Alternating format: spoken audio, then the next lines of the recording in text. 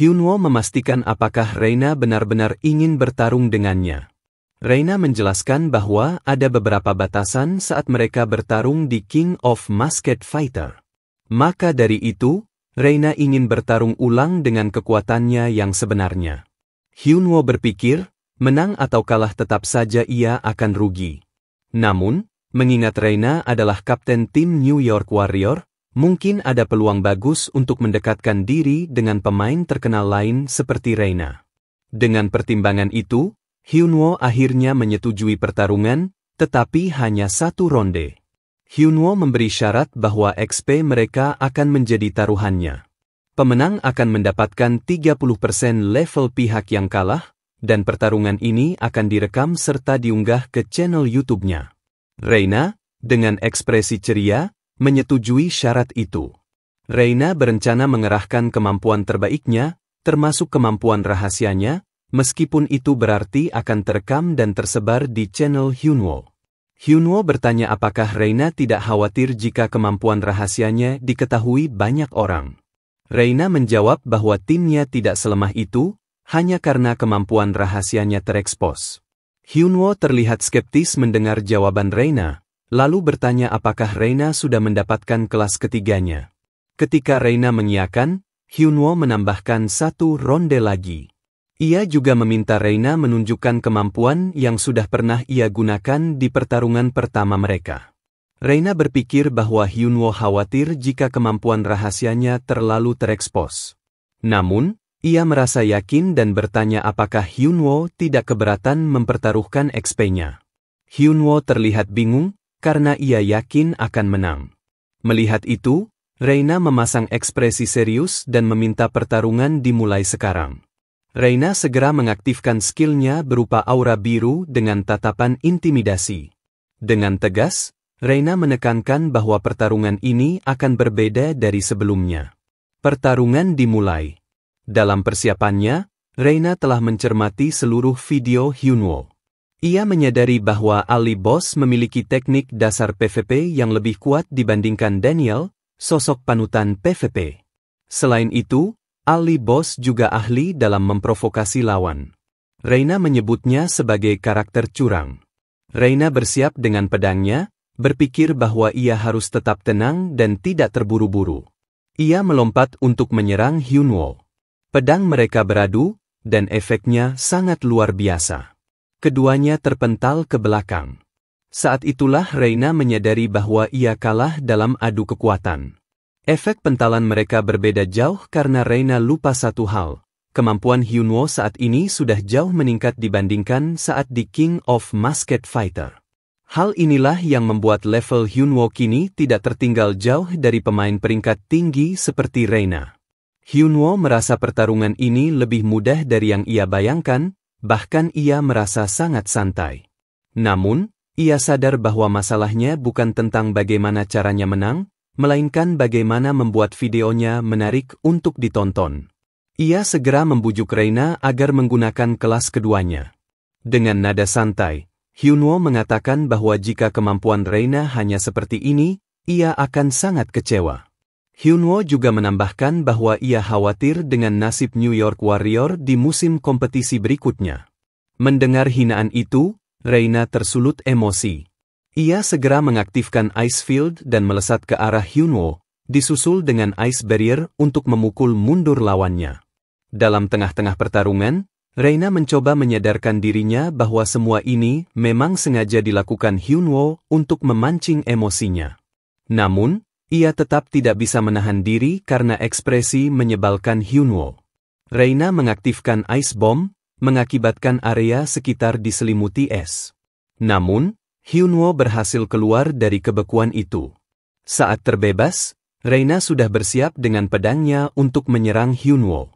Reina melancarkan serangan dengan teknik Ice Bombard, tetapi Hyunwoo dengan mudah menangkis serangan kuat itu. Tidak berhenti di situ, Reina mengaktifkan Ice Clone, membuat Hyunwoo tampak lengah. Reina berhasil menebasnya dan merasa senang karena akhirnya serangannya mengenai sasaran.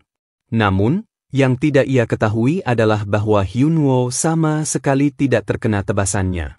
Seketika, Hyunwoo sudah berada di belakang Reina, meletakkan pedangnya di leher Reina sambil berkata, "Checkmate." Reina tertegun. Ia menyadari bahwa skill Hyunwoo adalah teknik yang sama yang digunakan kepada Marco. Setelah mengalaminya sendiri, Reina akhirnya paham mengapa Marco tidak bisa bereaksi saat itu. Reina akhirnya mengakui kekalahan ronde pertama ini. Notifikasi menyatakan bahwa Hyunwoo adalah pemenangnya. Ia mendapatkan XP pertaruhan dan naik level. Sebelum ronde kedua dimulai, Reina mempersiapkan sesuatu. Ia mengganti armor dan pedangnya dengan perlengkapan baru, tampaknya mempersiapkan seluruh kekuatannya untuk menghadapi Hyunwoo. Melihat itu, Hyunwoo merasa penasaran, apakah kelas ketiga Reina juga melibatkan peningkatan item. Sebelum dimulai, Reina meminta waktu sebentar untuk mencoba skill kelas ketiganya. Ia bersiap, lalu mengayunkan pedangnya, menghasilkan serangan luar biasa yang membuat tanah di area tebasan menjadi lekuk dan diselimuti es. Setelah itu, Reina berbalik dan mengatakan bahwa ia telah siap untuk ronde kedua. Hyunwoo terkejut melihat kekuatan Reina dan mulai berkeringat dingin.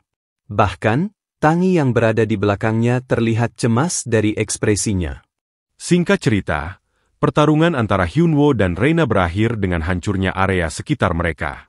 Hyunwoo menodongkan pedangnya kepada Reina, dan ia tampak sudah mencapai batasnya. Ia berpikir, salah langkah sedikit saja bisa mati. Namun, ia melanjutkan, Reina sudah dapat kelas ketiganya, yang termasuk langka. Skillnya luar biasa. Aku ingin segera mendapatkannya juga. Hyunwoo bertekad untuk menaikkan levelnya hingga level 200. Reina tampak tunduk, matanya berkaca-kaca.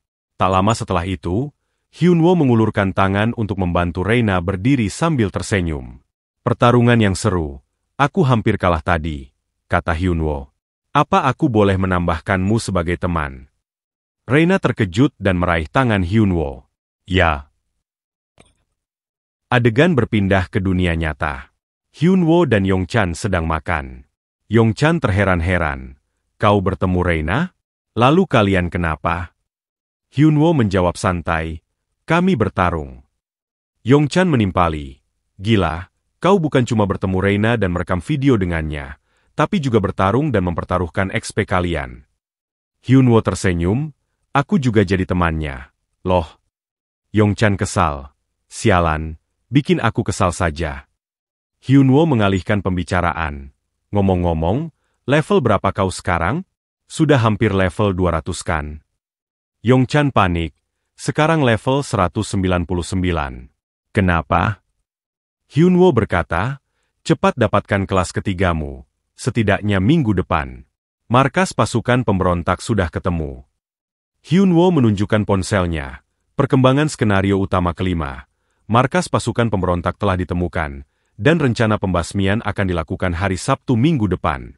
Hyunwoo melanjutkan, event utamanya akan dimulai. Bersiaplah. Yongchan terbata-bata. Baiklah ha. Di dalam game, Hyunwoo mengunjungi Archmage Surfet.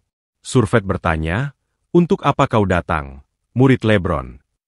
Hyunwoo menjawab sambil tersenyum, datang untuk memberitahumu, markas pemberontak Alhir sudah ditemukan. Seketika, notifikasi muncul di layar, markas pasukan pemberontak Alhir telah ditemukan. Sampaikan berita ini kepada Surfet dan minta penggabungan kekuatan segera. Quest selesai. Surfet berkata, pas sekali, waktunya Lae sudah selesai. Aku sudah memperbaikinya. Hyunwoo terkejut. Artinya, ujian tingkat 10 sudah diperbaiki. Surfet menjawab, perbaikannya sudah selesai sejak dulu. Kau tidak tahu karena tidak datang kemari.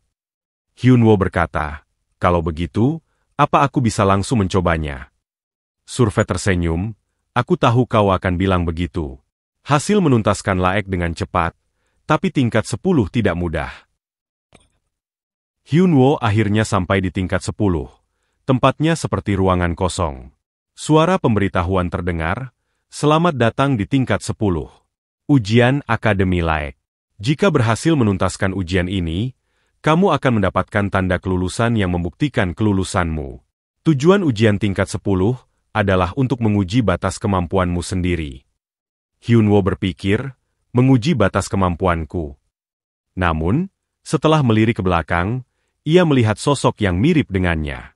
Suara sistem memberitahu, saat Anda berteriak mulai, ujian tingkat 10 pertarungan doppelganger akan dimulai. Hyunwoo mendekati sosok itu dan berkata, sudah kuduga. Pasti pertarungan doppelganger. Doppelganger adalah monster yang dibuat berdasarkan data pemain yang tersimpan di arena, untuk melawan pemain dengan wujud dan kemampuan yang sama persis, namun berbeda. Doppelganger takkan goyah, dan disebut sebagai salah satu monster yang paling sulit dihadapi. Namun, Hyunwoo tahu, cara untuk mengalahkannya lebih mudah daripada yang dikira. Ia berpikir, aku punya sesuatu yang hanya dimiliki olehnya. Hyunwoo memanggil Tangi. Tangi, kau ingin mengajarku tidak? Tanya Hyunwoo. Tangi yang terkejut menjawab, tidak kok, mana mungkin aku mau mengajar master bodoh. Hyunwoo, melihat kepolosan Tangi, tertawa. Sungguh? Aku memberimu kesempatan untuk menghajar kau. Ya sudah, deh. Kalau begitu tidak jadi. Tangi langsung meloncat dan mencoba menendang Hyunwoo, berkata, kalau begitu, aku tidak akan menolak. Terima kasih. Master bodoh. Hyunwoo menunduk dan mengamankan kepalanya. Tunggu, bukan aku. Lihat tuh, ada orang yang mirip sekali denganku. Anggap saja itu aku dan hajar dia. Tangi tertawa meremehkan dan bersedekap. Oh begitu.